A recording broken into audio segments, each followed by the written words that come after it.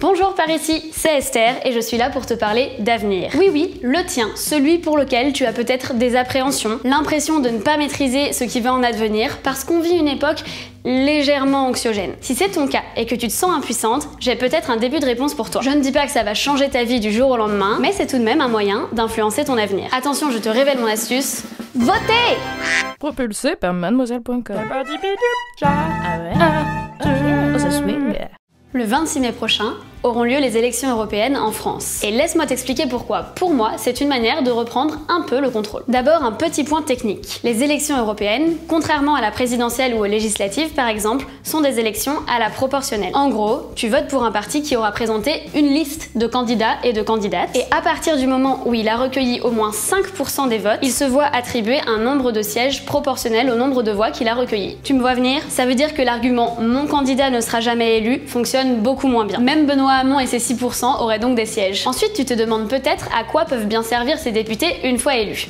À plein de choses, ils contribuent au vote des lois. Par exemple, c'est grâce à l'Union européenne que s'est développée une immense partie de la législation anti-discrimination genrée qui s'applique en France. Dans ce domaine, le programme Droit, Égalité et Citoyenneté finance des projets visant à atteindre l'égalité homme-femme et à faire cesser les violences contre les femmes. C'est aussi au niveau européen que ces dernières années, on a interdit le chalutage en eau profonde. Tu sais, le truc qui consiste à traîner des filets au fond de l'eau qui détruisent tout l'écosystème sur leur passage? Plus récemment, l'UE a aussi interdit les plastiques à usage unique, comme les gobelets, les pailles, les cotons-tiges. Les parlementaires européens votent également le budget et donc orientent un paquet de politiques européennes, parmi lesquelles Erasmus, le programme qui permet à de très nombreux étudiants européens d'aller étudier dans un autre pays chaque année. Si je te parle du fait de voter aux européennes comme un moyen d'avoir un peu de contrôle sur ton avenir, c'est aussi parce que si tu ne votes pas, tu laisses d'autres décider à ta place. Plus précisément, tu laisses de vieilles personnes décider à ta place. Lors des dernières élections européennes, les plus de 55 ans représentaient 44% des votants, alors que les 18-25 ne représentaient que 7% des gens ayant voté. J'en connais à qui c'est arrivé. Lors du Brexit, l'abstention chez les jeunes a été très haute. Moins de la moitié des 18-24 ans sont allés voter, selon une enquête Ipsos, et ils voulaient en majorité rester dans l'UE. À l'inverse, chez les 55-75 ans, environ 80% des gens ont voté et ils voulaient en majorité quitter l'UE. Laisser de vieilles personnes décider à ta place, c'est quand même un comble, parce que par définition, c'est quand même toi qui vas devoir supporter les décisions prises par les élus, alors qu'elles ne les vivront probablement même pas. Et jusqu'à présent, ça ne nous a quand même pas extrêmement bien réussi de laisser les vieux gérer. Si tu es en train de te dire que tu aimerais bien voter mais que tu ne sais pas comment, rassure-toi,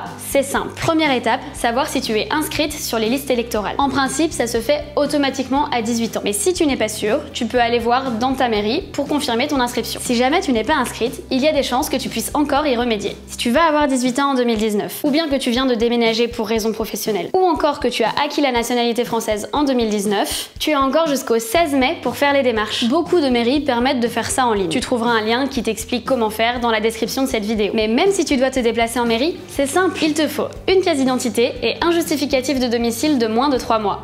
C'est tout. Ensuite, il te suffira de te déplacer dans ton bureau de vote le 26 mai ou d'y envoyer quelqu'un pour toi si tu n'es pas dispo ce jour-là. Perso, ça arrive régulièrement que ce soit d'autres gens qui se déplacent pour moi. Je te rassure, là encore, faire une demande de procuration n'est pas compliqué du tout. Tu trouveras aussi les infos sous la vidéo. Alors, est-ce que toi, tu as prévu de voter aux européennes? Quelle que soit ta décision, j'espère que tu la prends en connaissance de cause. Car après tout, c'est ça le plus important. Je te laisse, moi, je vais éplucher les propositions des différentes listes car je veux être sûre de faire le bon choix. À bientôt!